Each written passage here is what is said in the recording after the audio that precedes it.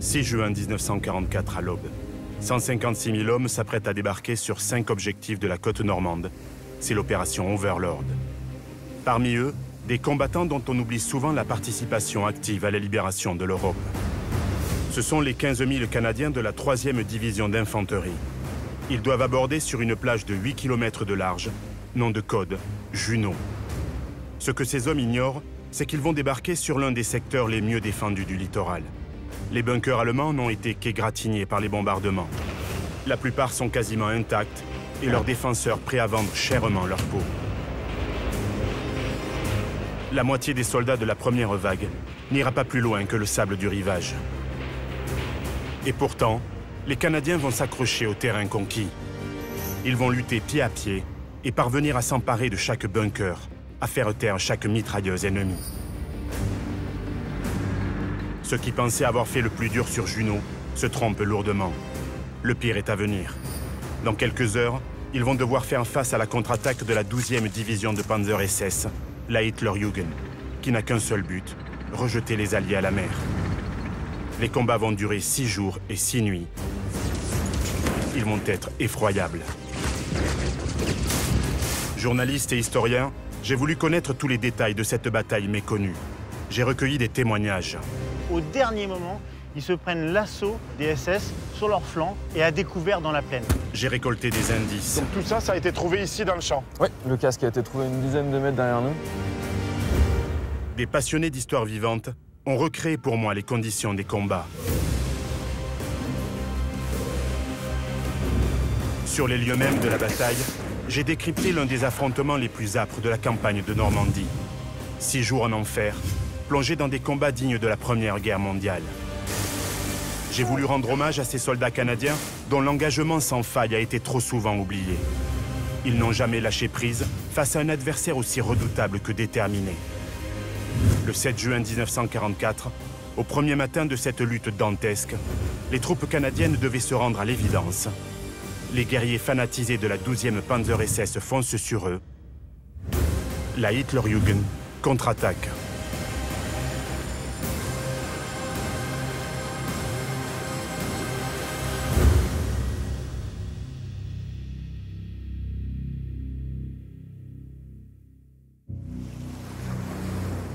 Plage Juno, 6 juin 1944, 7 h du matin. Dans 35 minutes, les soldats de la 3e division d'infanterie canadienne doivent débarquer ici même. Pour le moment, ils attendent au large. Dans leur barge de débarquement, la mer est démontée. Depuis 1 heure, les canons de la flotte alliée pilonnent les fortifications allemandes. En quelques heures, les 156 000 hommes de l'opération Overlord doivent débarquer sur 5 plages distinctes. Les Américains ont pour objectif Utah et Omaha. Les troupes britanniques aborderont Gold et Sword, pendant que les Canadiens s'élanceront sur Juno et plusieurs villages, dont Grès-sur-Mer, Courseulles-sur-Mer et Bernières-sur-Mer. Ils seront appuyés par les chars Sherman de 2 régiments blindés. Certains de ces engins sont amphibies. Ce sont les Duplex Drive. Les ingénieurs militaires britanniques, sous la direction du général anglais Percy Hobart, ont inventé une jupe imperméable qui entoure l'engin également doté d'hélices. Une fois la jupe flottante relevée et les hélices du char mises en route, le véhicule peut atteindre la vitesse de 4 nœuds, par temps calme. Mais ce 6 juin, le temps n'est pas au beau fixe. Et l'opération sur Juno ne va pas se passer pour le mieux. Natif de Caen, Frédéric Jeanne est historien. Il a écrit un ouvrage de référence sur la 7e brigade canadienne en Normandie. Frédéric, comment se déroule le débarquement sur la plage de Juno? À cause des problèmes inhérents à la mise en place des premières vagues d'assaut dues à la forte houle, le débarquement est retardé de 10 minutes sur les 2 plages. Donc à Courseulles-et-Grès, ici, le débarquement aura lieu à 7 h 45 et sur Bernières et Saint-Aubin, il aura lieu à 7 h 55. Ce qui inquiète le commandement canadien et la Royal Navy, c'est que la marée monte, les obstacles sont déjà en partie recouverts et ça risque d'occasionner énormément de pertes au niveau des barges. Et il y a un second niveau, c'est le retard des chars Duplex Drive. Qui doivent appuyer les Canadiens lorsqu'ils débarquent en première vague. Exactement. Le problème, c'est qu'ils ne peuvent pas être largués à 7 km des plages comme prévu. Ils doivent s'approcher. Et en approchant les embarcations, ils se mettent à portée de tir des canons allemands. Et malgré toutes ces contraintes, les Canadiens réussissent véritablement à mettre le pied sur les plages et à s'accrocher pendant le début de cette journée du 6 juin. Bien sûr, le seul problème, c'est que le bombardement naval et les bombardements aériens n'ont pas touché les positions allemandes. Les Allemands sont toujours retranchés dans les blocos sur leurs positions. Et par exemple, ici, sur cette plage, les compagnies D et B du Winnipeg vont devoir débarquer à froid, comme le souligne le livre de marche du régiment.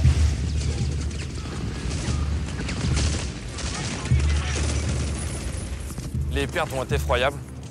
Certains soldats sont touchés avant de mettre le pied sur la terre ferme. Sur 5 officiers, 4 sont rapidement meneurs de combat. Sur 127 hommes débarqués de la compagnie, seuls 27, au bout de 2 heures de combat et à la suite de la prise des blocos, seront toujours debout. Des pertes qui sont assez effroyables. Pratiquement 80%. Ce ne sont que des actes héroïques qui vont permettre de percer le mur. Les soldats qui vont réussir à pénétrer dans les tranchées, dans les bunkers. Au bout de 2 heures, le mur de l'Atlantique est percé par l'infanterie, mais aussi grâce à l'appui des chars blindés, des quelques chars blindés qui vont réussir à débarquer sur cette plage, qui sont au nombre de 7, sur un total presque une vingtaine. Ouais. Une fois cette mission réussie, finalement, il ne reste plus qu'à consolider finalement la tête de pont sur les plages de Juneau et de rentrer dans les terres, forcément. Effectivement, les renforts vont arriver, d'autres unités blindées vont arriver. Le problème, c'est que la congestion sur les plages et sur les sorties de plage est telle que les véhicules n'arrivent pas à débarquer correctement. Les sorties de plage ne sont pas forcément toutes sécurisées non plus.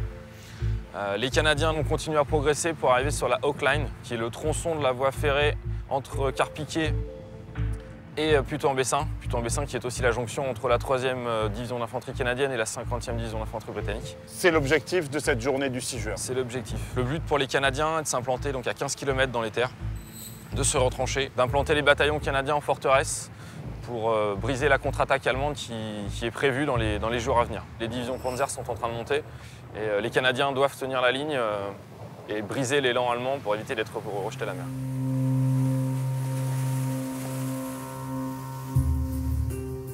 Que les troupes ne soient pas bloquées sur les plages, ou pire, rejetées à la mer dès les premières heures de l'assaut, voilà l'obsession de l'état-major allié.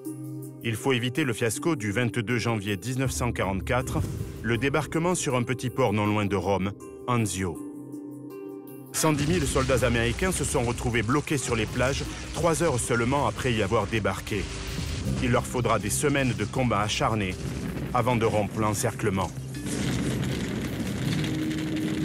Pour éviter qu'un tel désastre ne se produise sur les côtes françaises, il faut que les troupes débarquées sur les différentes plages fassent leur jonction, pour opposer un front unique aux possibles contre-offensives allemandes. Toutes les brèches doivent donc être comblées au plus vite. La tête de pont doit être solide. Mais au soir de la première journée de combat, les objectifs fixés sont bien loin d'être atteints. Sur les 5 villes qui devaient être prises au soir du 6 juin, Sainte-Mère-Église, 40 ans, Isigny-sur-Mer, Bayeux et Caen, seule Sainte-Mère-Église est tombée.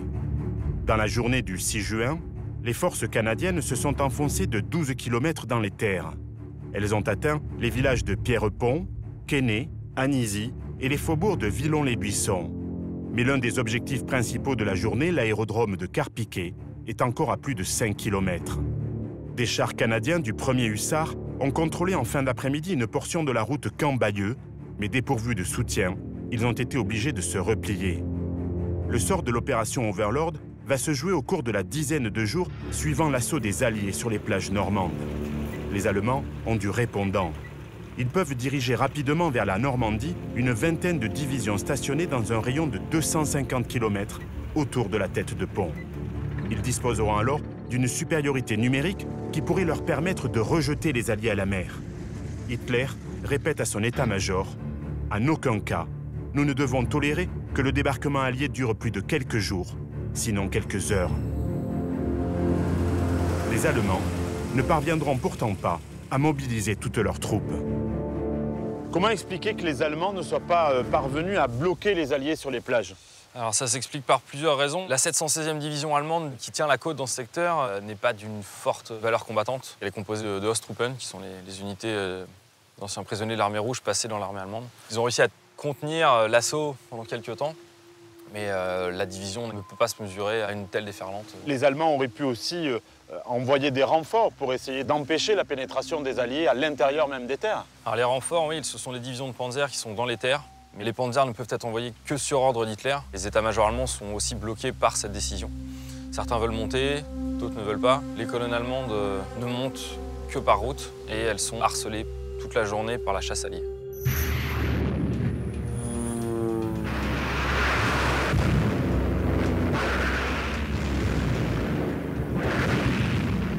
Les Air Force et la RAF attaquent les colonnes blindées.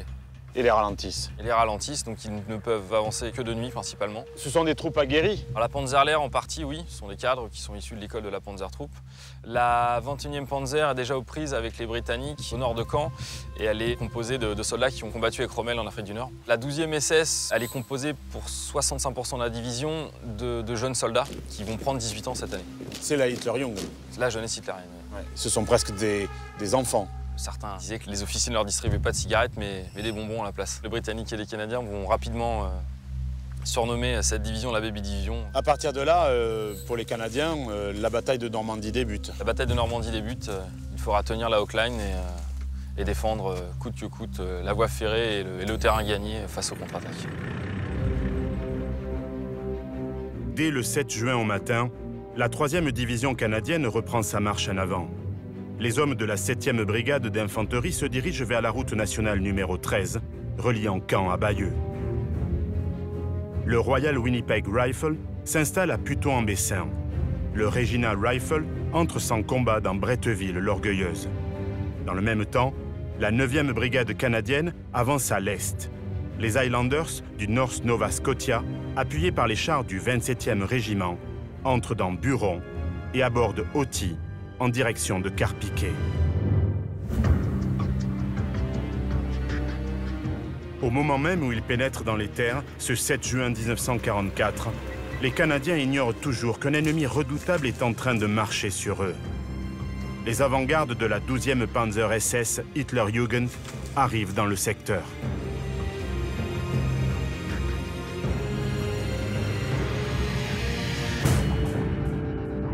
Le 6 juin, les Waffen-SS, placés en état d'alerte depuis le matin même, ont fait mouvement vers le nord-ouest en direction de Caen. Leurs instructions sont simples, rejeter l'ennemi à la mer. Cette division SS est notamment composée d'un régiment de blindés équipé de 150 chars Panther et Panzer IV, de 2 régiments de Panzer Grenadiers, d'un régiment d'artillerie équipé de canons de 105 et 150 mm, d'un groupe de reconnaissance monté sur des semi-chenillés SDKFZ, d'un bataillon de DCA muni du redoutable canon de 88 mm, d'un bataillon du génie et de différents détachements de soutien. À 10 h du matin, le 6 juin 1944, 2 bataillons de chars accompagnés des 26e et 25e régiments de Panzer Grenadier SS ont fait mouvement. Des éléments avancés atteignent la région de Lisieux à 15 h, mais ils reçoivent l'ordre de gagner les faubourgs ouest de Caen. Le chef de ce groupement, le colonel Kurt Meyer, s'installe à l'abbaye d'Ardennes. La plupart des soldats de la division Hitler-Jugend ne sont encore que des adolescents. 65% des hommes ont moins de 18 ans, 3% seulement, presque tous des officiers ou des sous-officiers, ont plus de 25 ans. Les meilleurs cadres de la Waffen-SS, tels Kurt Meyer, auquel ses exploits ont valu le surnom de Panzer Meyer, Meyer le blindé, ou le commandant du régiment blindé, Max Funch, ont été placés à la tête de ces unités. Ils arborent les plus hautes décorations et sont considérés comme des héros par leurs hommes. Les Waffen-SS de la 12e division sont plus que des soldats. Ce sont les combattants de la jeune garde, liés au sein d'une véritable Bruderschaft, une fraternité, partageant les mêmes valeurs. Domination de soi, esprit de sacrifice, obéissance absolue.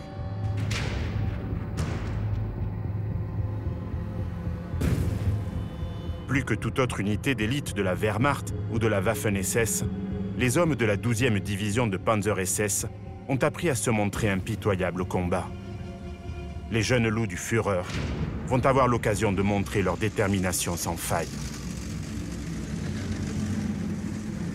Les différentes unités de la division vont arriver en ordre dispersé dans la zone de déploiement durant les 24 heures qui suivent le débarquement allié. Dépourvues de toute couverture aérienne, les forces allemandes montant vers le front sont sans cesse mitraillées et pilonnées. Parmi la flotte alliée, un redoutable chasseur-bombardier, le Hawker Typhoon, dont les roquettes RP-3 vont faire des dégâts dans les colonnes blindées ennemies. Le commandeur de la Hitlerjugend, le Brigadeführer Fritz Witt, ignore encore tout des mouvements de l'ennemi. De folles rumeurs courent parmi les troupes allemandes, mais le moral reste bon. Le 6 juin, aux alentours de minuit, le chef du 25e régiment de grenadiers, Kurt Meyer, traverse en trombe Caen. Son Kampfgruppe, son groupe de combat, est le premier à atteindre la ligne de feu au nord-ouest de la cité normande. Loin derrière Meyer, le 2e bataillon du 12e régiment de blindés SS n'arrivera que le 7 juin au matin et avec seulement 50 chars. Quant aux panthères du 1er bataillon, à court de carburant, ils se sont perdus sur la rive est de l'Orne. Bien qu'éprouvés par de lourdes pertes en hommes et en matériel, les unités de la Hitlerjugend constituent avec la 21e division de Panzer de la Wehrmacht les seules forces à même de lancer une contre-attaque à l'ouest de Caen. Elles disposent notamment de l'un des meilleurs blindés de la Seconde Guerre mondiale, le Panther, dont le canon de 75 mm est capable de percer le blindage frontal d'un char Sherman à plus de 1000 mètres, alors qu'un Sherman ne peut percer le blindage frontal d'un Panther au-delà de 300 mètres. La plaine à l'ouest de Caen va constituer un terrain d'engagement idéal pour les engins blindés. Les soldats canadiens vont avoir fort à faire face au char Panther, un blindé qui n'a aucun équivalent lors de son apparition sur le front de l'Est au mois de juillet 1943. Passionné par les chars d'assaut depuis sa plus tendre enfance, Joris Fareux connaît bien cet engin, considéré par beaucoup de spécialistes comme l'archétype des chars modernes. Joris, ce char Panther, c'est un petit peu la star de la Seconde Guerre mondiale pour le grand public. Dans quelles circonstances a-t-il été conçu par les ingénieurs allemands? Les Allemands ont dû concevoir ce char après leur entrée sur le territoire russe en 1941, parce qu'ils se sont retrouvés confrontés à un adversaire jusque-là qu'ils ne connaissaient pas, le T-34. Le T-34 est un engin disposant d'un blindage incliné, ce qui lui permet de réduire l'épaisseur de son blindage tout en offrant la même protection. Donc ça lui fait un gain de poids et donc de mobilité exceptionnel. Face à ce nouvel adversaire, ils ont dû reprendre les études sur les planches à dessin et créer un char capable de rivaliser avec le T-34. Donc, quels sont ses atouts à ce char-là? Eh bien, ce char reprend exactement la même configuration de blindage que le T-34, le blindage incliné, de manière à pouvoir réduire son poids, ce qui permet à ce char d'atteindre des vitesses de 45 km/h sur route et de plus de 20 km/h en tout terrain. Il a également des chenilles très larges, de manière à augmenter sa manœuvrabilité dans les terrains difficiles.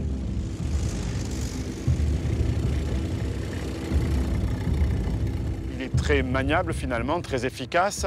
Et sa puissance de feu, quelle est-elle? Eh bien, il dispose d'un 75 mm à haute vélocité qui est capable de venir à bout de tous ses adversaires et à des distances très convenables, au-delà des 2000 mètres.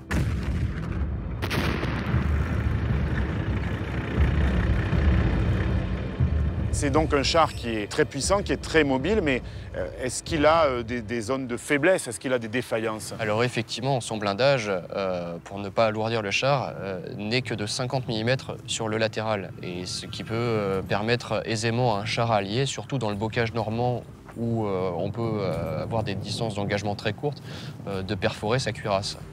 Donc en fait, il était vulnérable sur les flancs. Oui, tout à fait. Le 7 juin 1944 au matin, le colonel Kurt Meyer, commandant du 25e régiment de Panzer grenadiers, monte au sommet de l'une des tourelles de l'abbaye d'Ardenne. Il découvre un spectacle édifiant. Il écrira plus tard « Une vraie surprise. Le paysage qui s'offre à moi jusqu'à la mer ressemble à un bac à sable, comme on en utilise à l'instruction. Sur le littoral règne une grande activité. Des navires se balancent sur l'eau les uns à côté des autres. D'innombrables ballons de barrage protègent cette armada contre les attaques aériennes. Précaution bien inutile, car on n'aperçoit pas d'avions allemands. » Et pour cause, les Alliés sont les maîtres du ciel. Dans la seule journée du 6 juin, leurs avions d'attaque et d'appui en vol ont effectué près de 10 000 sorties contre moins de 400 pour les Allemands.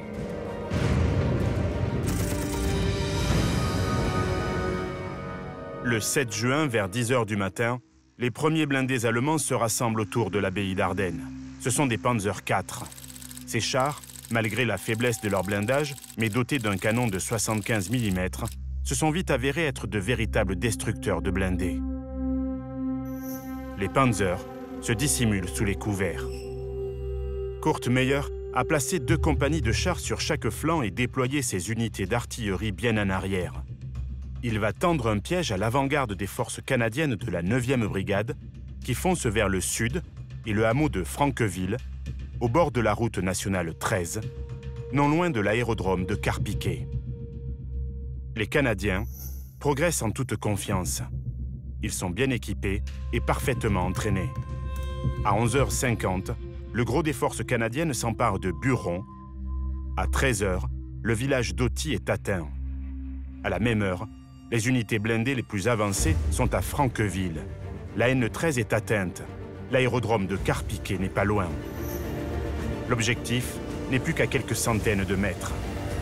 Le scénario, échafaudé et répété depuis des mois, se déroule comme prévu, pas pour longtemps. Mathieu Masson est passionné par les combats de la 9e brigade canadienne en Normandie, sur lesquels il est en train de boucler un ouvrage. Mathieu, ici, on n'est pas trop loin de la N13. Pourquoi tu m'as amené particulièrement dans ce champ-là?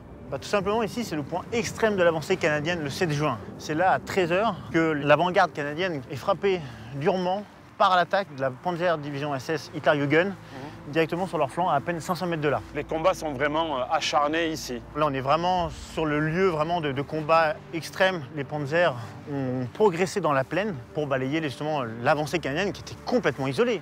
Ils ne pouvaient rien faire, malheureusement.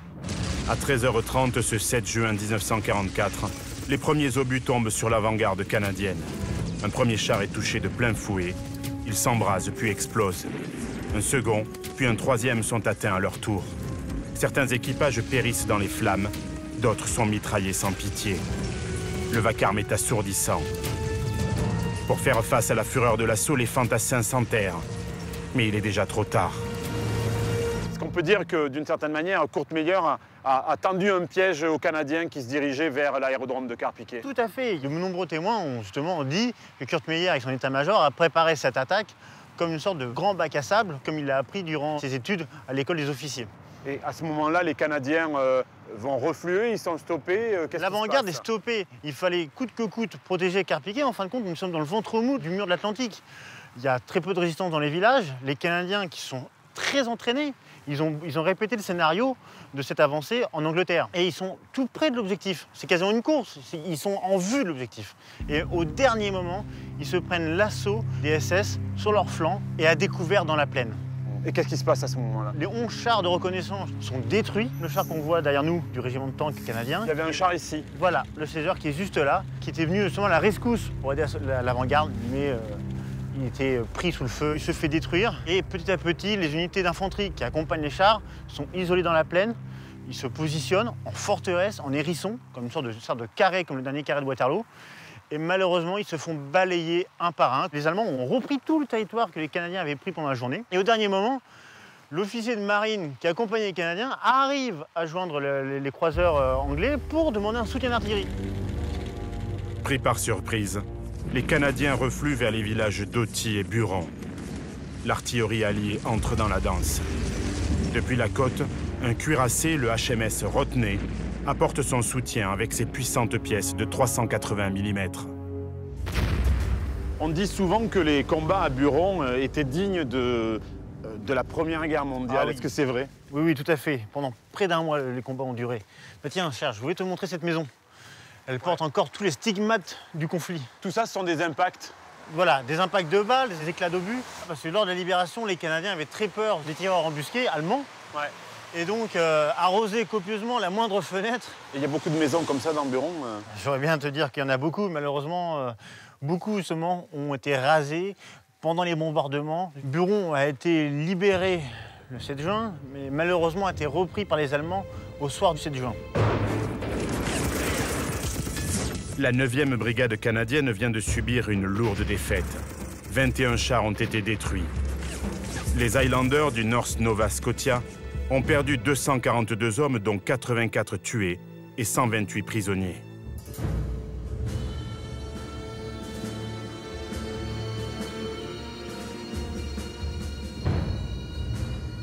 Certains sont conduits à l'abbaye d'Ardenne, QG du colonel Kurt Meyer. Ils n'en sortiront pas vivants.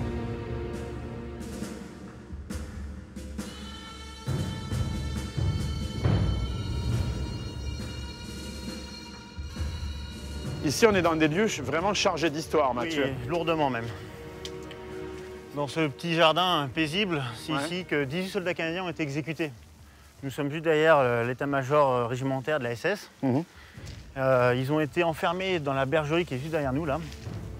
Et après avoir été appelés un par un, ont été amenés ici, puis exécutés froidement d'une balle dans la tête. Ensuite, les Allemands les ont enterrés ici, dans ce petit parc. Et les corps n'ont été retrouvés qu'à la fin de la guerre, atrocement mutilés, bien sûr. Et c'est grâce justement au parterre de fleurs qui a été remué après la guerre que les propriétaires du jardin ont découvert les corps un par un. Est-ce qu'on sait pour quelles raisons les Waffen-SS de la Hitlerjugend pratiquaient ce genre d'exécution sommaire? Oui, les grenadiers qui servaient dans ce régiment, c'était des jeunes grenadiers. Ils avaient à peine 18 ans cette année-là. Les cadres venaient du front de l'Est et avaient connu les horreurs de ce front. C'est pour ça qu'ils ont voulu aguerrir leurs jeunes grenadiers en leur montrant comment on exécutait les prisonniers et pour leur montrer qu'il n'y avait pas de quartier. Ouais, le mot d'ordre ici, c'est vraiment pas de quartier. Pas de quartier avec l'ennemi, tout à fait.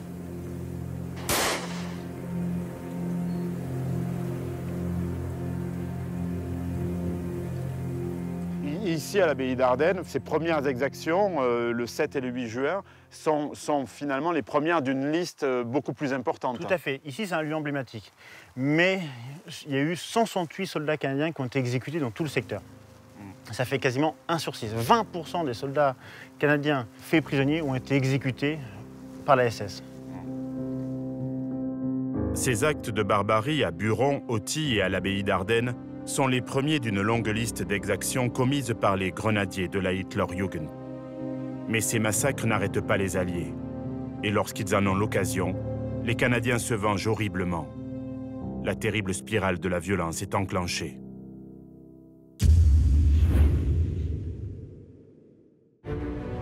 Entre le 7 et le 8 juin 1944, les Alliés ont mis à terre 475 000 hommes, tandis que dans le même temps, 131 500 soldats allemands seulement rejoignaient la Normandie. Si elle veut rejeter son ennemi à la mer, la Hitlerjugend, dès que des renforts lui parviennent, va devoir frapper vite, fort et ne rien lâcher. C'est ce qu'elle va faire dans un autre secteur. L'offensive allemande va se déplacer vers l'ouest. La ligne de front n'est pas encore bien définie. Les Canadiens de la 7e brigade d'infanterie tiennent Secqueville-en-Bessin, Puteaux-en-Bessin, Bretteville-l'Orgueilleuse et Noré-en-Bessin. Le 8 juin à l'aube, la Hitlerjugend et la Panzerlehr attaquent Puteaux-en-Bessin. Les compagnies A, B et C du Royal Winnipeg Rifle leur font face.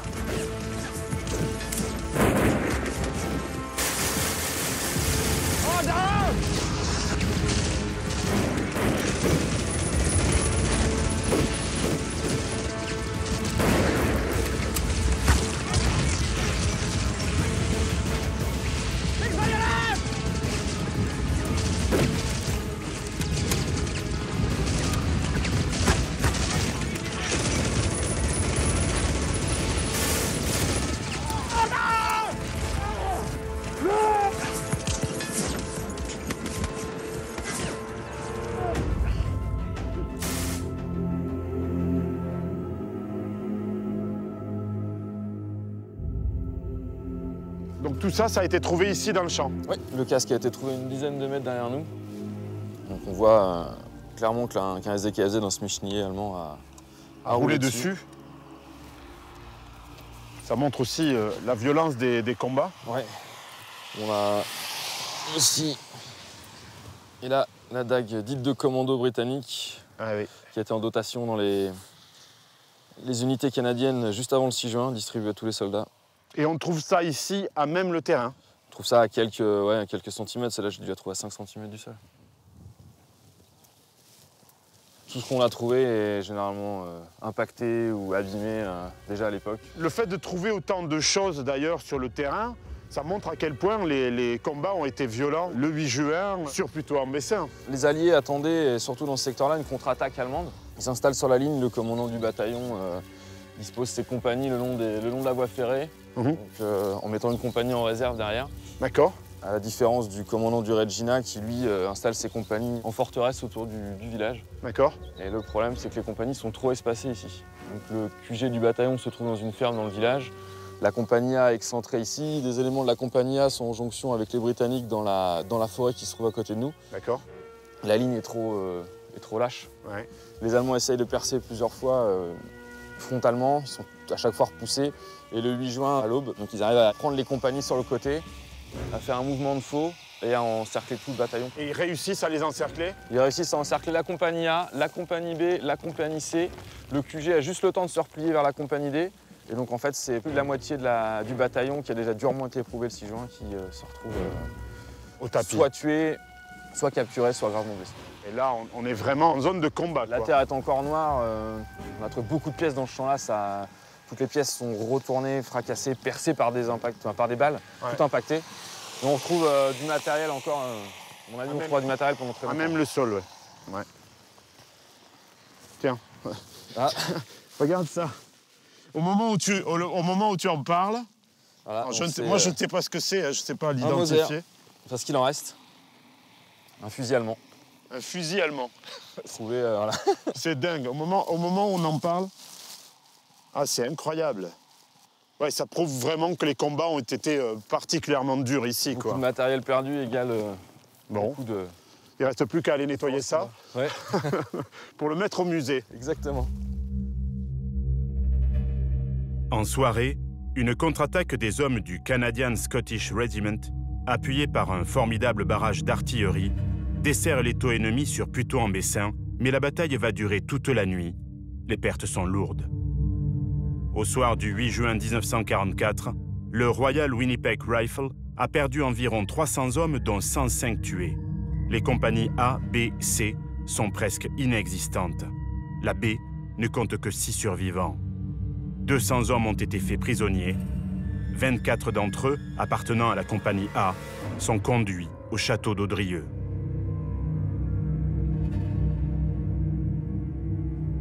Les jeunes Waffen-SS du groupement de reconnaissance de la Hitlerjugend, dirigé par Gert Bremer, ordonnent aux Canadiens de retirer leurs casques et de mettre les mains derrière la tête. Ils sont fouillés avec brutalité. Des papiers sont conservés, le reste est jeté au sol. Les gardes récupèrent les paquets de cigarettes. Certains prisonniers sont conduits auprès de Bremer pour être interrogés sans ménagement. Puis l'officier allemand donne l'ordre de les exécuter dans les sous-bois.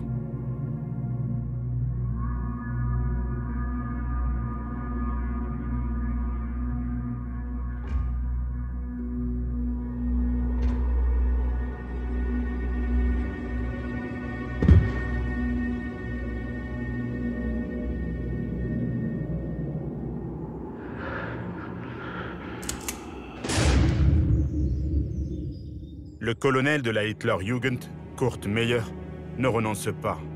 Dans la nuit du 8 au 9 juin, il va mener un assaut d'envergure au centre du dispositif canadien. 2 compagnies de chars Panther soutenues par une compagnie de Panzergrenadiers SS vont attaquer Bretteville-l'Orgueilleuse, quartier général du Regina Rifle Regiment. La nuit va être un véritable enfer. Le 8 juin, en fin d'après-midi, les jeunes SS de la compagnie de reconnaissance du 25e régiment de Panzergrenadiers se préparent. Parmi eux, le mitrailleur Otto Funk, qui a fêté son 18e anniversaire le 6 juin, jour du débarquement. Ce soir, c'est sûr, ils vont attaquer. Ce sera leur baptême du feu. Il est presque 20 heures. Le colonel Kurt Meyer leur lance. Nous attaquons, et demain à l'aube, nous nous reverrons sur les bords de la Manche. Salut, camarades. 25 chars Panther grondent dans le crépuscule. Une centaine d'hommes va les accompagner. Ils disposent d'une importante puissance de feu en armes légères, dont 18 MG42, qui peuvent tirer plus de 1300 coups par minute, et dont le système d'alimentation a servi de modèle à des armes plus modernes, comme la M60 américaine ou la mitrailleuse belge Minimi.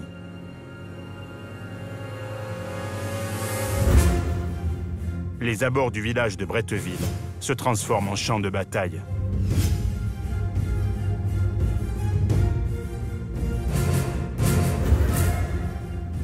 Les Canadiens attendent l'ennemi de pied ferme. Un premier char est touché par un canon anti-char de 57 mm. Frédéric, est-ce qu'on peut imaginer l'intensité des combats tout autour de Bretteville et dans Bretteville dans la nuit du 8 au 9 juin 1944? Ce qui se passe, c'est que le village d'Euro a été laissé par les Regina. Ils le prennent le 7 au matin, ils sont contre-attaqués par la 12e SS. Le colonel du régiment, le colonel Matheson, ordonne à sa compagnie D de rentrer dans le village pour se servir de Bretteville comme une forteresse. Parce que la ligne de chemin de fer se trouve juste là. Il faut la tenir absolument. Et les Allemands, à ce moment-là, décident d'attaquer, de reprendre Bretteville l'Orgueilleuse. Les Allemands décident bien sûr de ne pas rester sur Rho, de contre-attaquer directement sur la route nationale et de lancer tout de suite les chars dans la bataille pour repousser immédiatement les Canadiens qui ne disposent pas forcément de moyens adéquats pour les repousser. Et c'est un véritable coup de poing de la part des Allemands? Ils essaient tout de suite d'attaquer, ils prennent les unités qui sont disponibles, ils n'attendent pas tout le monde et ils partent directement à l'attaque. Et les combats tout autour de Bretteville sont très intenses? Les combats, oui, sont très intenses. Les chars attaquent de nuit. Donc pour les Canadiens, c'est la première fois qu'ils vont affronter ces grands engins blindés allemands. La première compagnie, la compagnie B, qui va prendre de plein fouet l'attaque, va avoir énormément de pertes. Et les Panthères vont même arriver près des trous des Canadiens, faire des mouvements à l'équerre pour enfoncer les trous et tuer les soldats qui sont à l'intérieur. Et ils vont essayer immédiatement de pénétrer dans le village. Et est-ce qu'ils parviennent à pénétrer dans le village? Le Panthère, le 418, entre dans le village. C'est une petite rue étroite. Et les Canadiens vont essayer de le bloquer immédiatement pour éviter qu'il ne transperce complètement les lignes.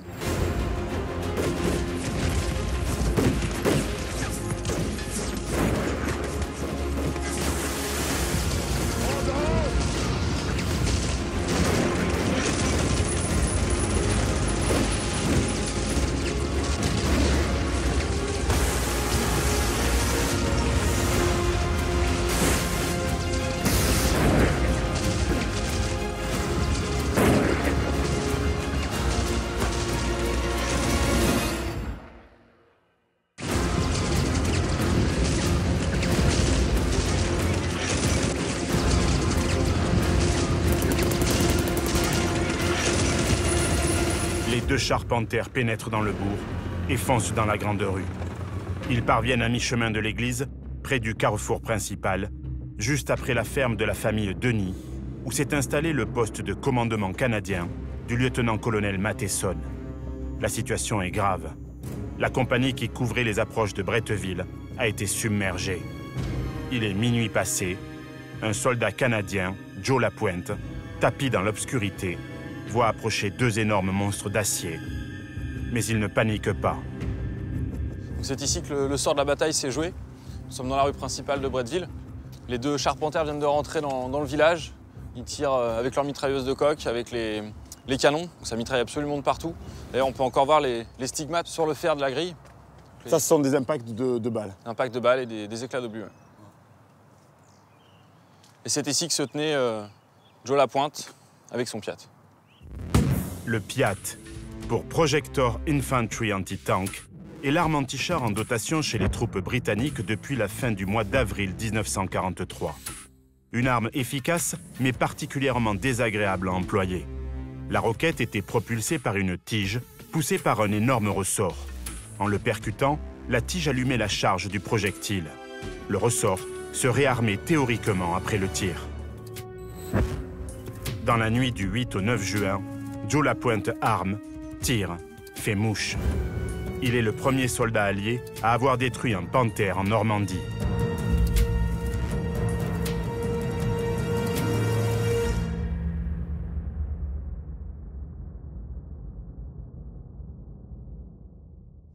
Donc en fait, le Panthère détruit par Joe Lapointe se trouve juste devant nous. Exactement là. Juste là.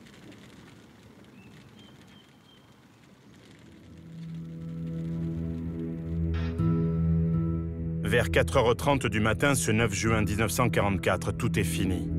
Les Allemands décident de se replier sur leur position de départ. Bretteville-l'Orgueilleuse reste aux mains des Canadiens.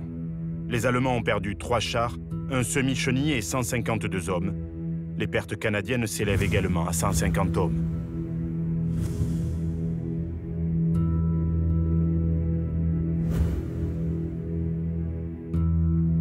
Alain Beaufils avait 13 ans en 1944. Il vit désormais à Caen, ville martyre de Normandie, reconstruite après la guerre. Mais natif de Bretteville-l'Orgueilleuse, il a vécu cette nuit du 8 au 9 juin 1944. Monsieur Beaufils, vous êtes natif de Bretteville-l'Orgueilleuse? Oui, j'y suis né en 1931. Quelle est l'ambiance dans le village quand les Canadiens y arrivent? Est-ce que vous avez des souvenirs de Parfaitement. ça? Les Allemands qui habitaient notre maison avaient creusé une tranchée dans des terrains de mes parents, tout près de la maison, et nous avions passé les premières heures du 6 juin et le matin du 7 juin dans cette tranchée-là. Et vers midi, il y a quelqu'un qui nous appelle, c'était un voisin qui dit « Monsieur Beaufils, ils sont arrivés !» Ah bon? Alors on est sorti de là, et avec mon père et d'autres gens, on est partis vers l'église. Et là, on a découvert des Sherman, il y en avait 2 ou 3, et des Canadiens qui faisaient leurs toilettes sur le char avec des cuvettes et de l'eau chaude que les habitants leur avaient portées. Ils ne parlaient pas un mot de français, ça ne facilitait pas. Et puis, ils avaient des instructions de se méfier des Français. Parce qu'avec les Français, on ne savait pas qui en avait affaire. À des vieux patriotes ou bien avec des gens qui étaient partisans de l'Allemagne. Les Canadiens faisaient toutes les maisons de Bretteville pour voir s'il n'y avait pas des Allemands de cachés. Et arrive toute une équipe de Canadiens dans notre maison en demandant s'il y avait des Allemands. Et les Canadiens étaient là, baïonnettes au canon. Et en plus, ils avaient posé leurs fusils sur le bord de la fenêtre, face à la plaine, comme si les Allemands devaient arriver d'une minute à l'autre. C'était pas rassurant. Et parmi eux, il y avait un Indien. Mais je l'ai reconnu du premier coup, ça collait très bien avec mes BD. La peau cuivrée, des cheveux magnifiques, des cheveux noirs corbeaux magnifiques, et puis un profil noble, c'était extraordinaire. Et alors, ils demandent, on comprend qu'ils veulent visiter la maison à côté de la nôtre, qui était de la maison de mes grands-parents, alors absents. Eh bien, il a fallu que maman aille leur faire visiter cette maison, marchant devant eux, baïonnette dans le dos. Juste après le débarquement, dans les jours qui suivent, le 7, le 8, le 9, tout autour de Bretteville, il y a quand même des combats qui restent relativement violents. Mais d'une certaine façon, nous n'en savons rien.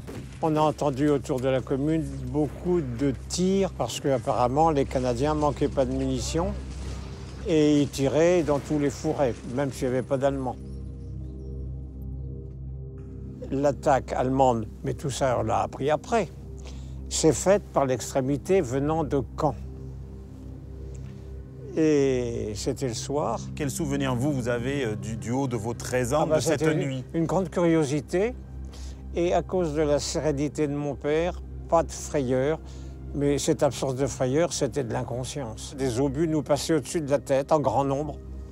Le souvenir que j'en ai, c'est un grand bruit, lointain, du côté de l'église, c'est-à-dire à 1 kilomètre de notre maison. Et puis cet embrasement rouge ciel, à un moment donné, on se dit il se passe quelque chose. À l'aube du 9 juin 1944, les jeunes SS de la Hitlerjugend se replient pour se réorganiser et panser leurs blessures. Mais ils sont loin d'avoir dit leurs derniers mots. Dans la matinée du 9 juin, 12 charpentiers fraîchement arrivés sur le secteur quittent le village de Raux. Leur destination, Noré-en-Bessin. Vers midi, ils se rassemblent au centre de la Villeneuve, à Raux. Les grenadiers SS du 25e régiment accompagneront cette opération coup de poing. Vers midi, ce 9 juin 1944, 2 correspondants de guerre allemands se rendent sur les lieux où ils réalisent quelques clichés devenus incontournables. Le grenadier SS Otto Funk, qui a fêté son 18e anniversaire le 6 juin 1944, pose, les traits tirés. Ses compagnons d'armes sont tout autour de lui. Quelques instants plus tôt, le commandant du régiment de Panzer, Max Wunsch, a fait irruption au guidon d'un sidecar. À ses côtés, Osthoff von Ribbentrop, fils du ministre et commandant de la compagnie de chars Panther, qui a pour mission d'attaquer Noré-en-Bessin.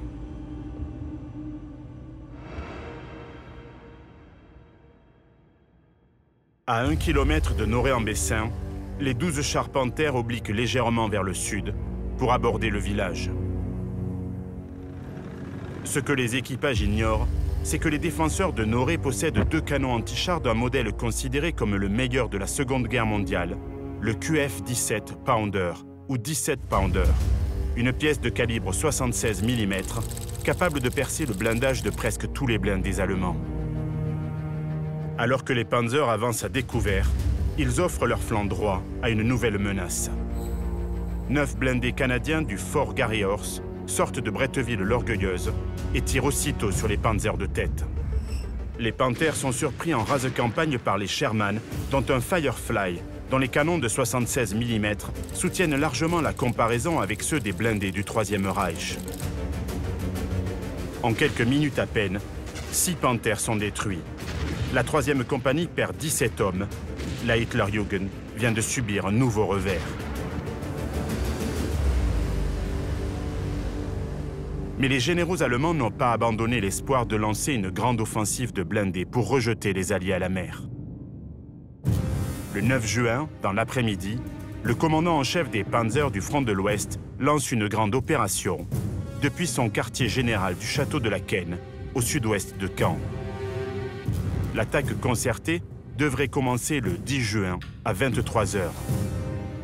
Elle concernera la 21e Panzer Division, acculée à la défensive au nord de Caen, la division Panzerlehr, qui vient d'entrer en lice au sud de Bayeux, et la 12e Panzer SS Hitlerjugend, placée au centre du dispositif. Mais cette offensive n'aura jamais lieu.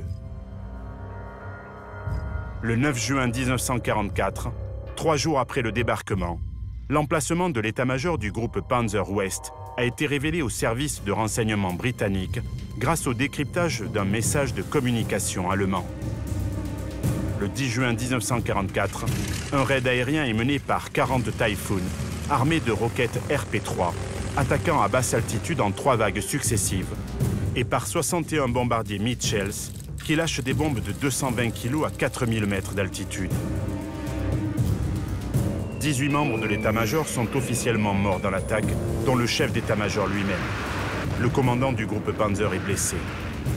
Le quartier général n'est plus opérationnel et se retire sur Paris.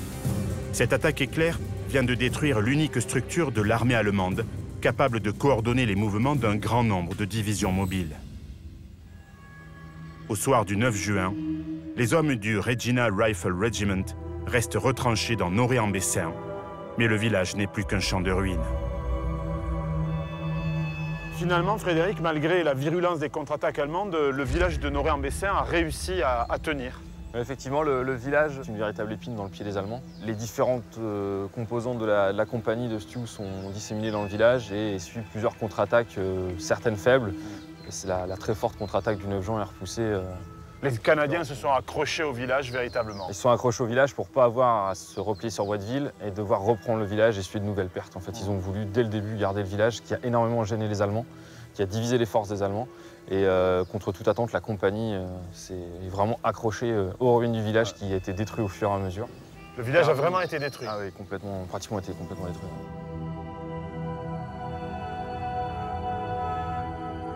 Est-ce que le fait que les Canadiens parviennent à s'accrocher à ce village de Norée-en-Bessin, ça leur permet par la suite de contre-attaquer dans le secteur? Ce village va servir de ligne de départ pour la future attaque du Mini-Patrie qui est lancée le 11 juin dans la matinée, mais qui va permettre au commandement de s'adapter et de reprendre une sorte d'initiative sur les Allemands. En fait. 2 offensives sont lancées le 11 juin 1944 sur les villages de Rau et du Ménil-Patrie. La prise de ce premier village, tenu par une compagnie du 26e régiment de grenadiers SS et quelques chars, a été confiée aux Sherman du 1er Hussard et aux fantassins des Queen's Own Rifle. L'accueil est violent.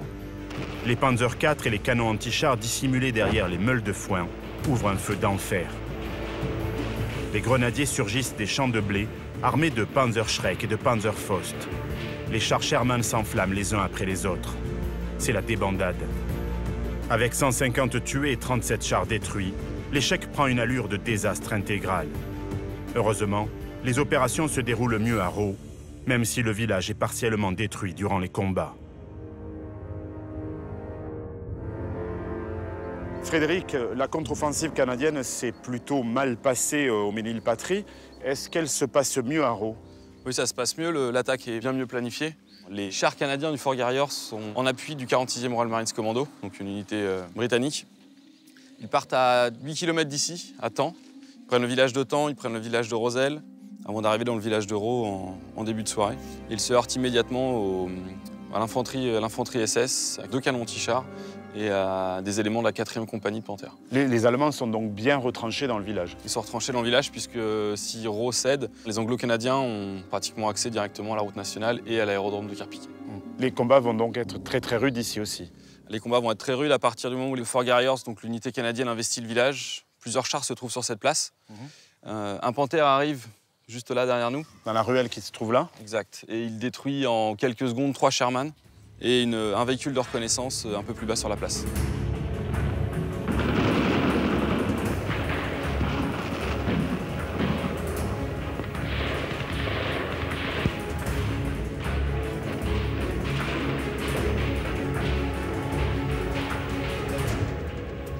Les combats vont durer jusque tard dans la nuit. Il y a un combat de chars qui se déroule dans le village. Et le problème, c'est que les commandos britanniques n'ont aucune arme anti-char. Ils sont obligés de se battre contre l'infanterie tout en évitant les chars, mais ne peuvent absolument pas les attaquer. Les Canadiens vont perdre 13 chars en tout, et plusieurs hommes.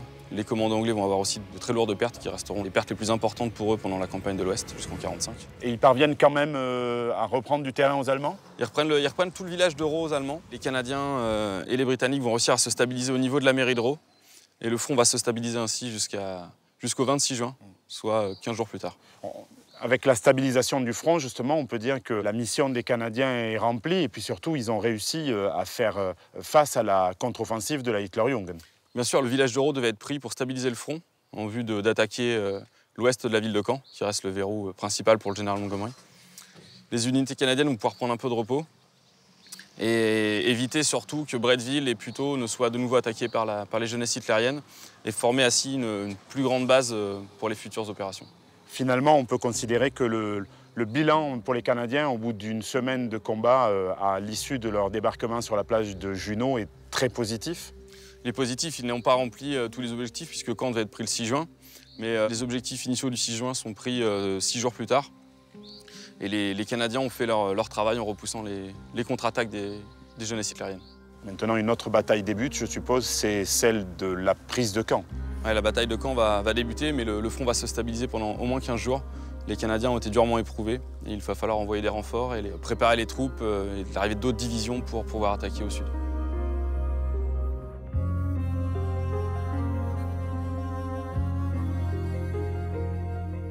Entre le 11 et le 17 juin 1944, le front est enfin stabilisé. La tête de pont alliée a tenu. La Hitlerjugend n'a donc pas rejeté les assaillants à la mer. Les Canadiens tiennent encore et toujours leur position. Bon nombre de jeunes Waffen-SS ont été faits prisonniers pendant les combats. La guerre est finie pour eux. Certains ont été froidement abattus. Décidément, les deux adversaires ne se sont fait aucun cadeau.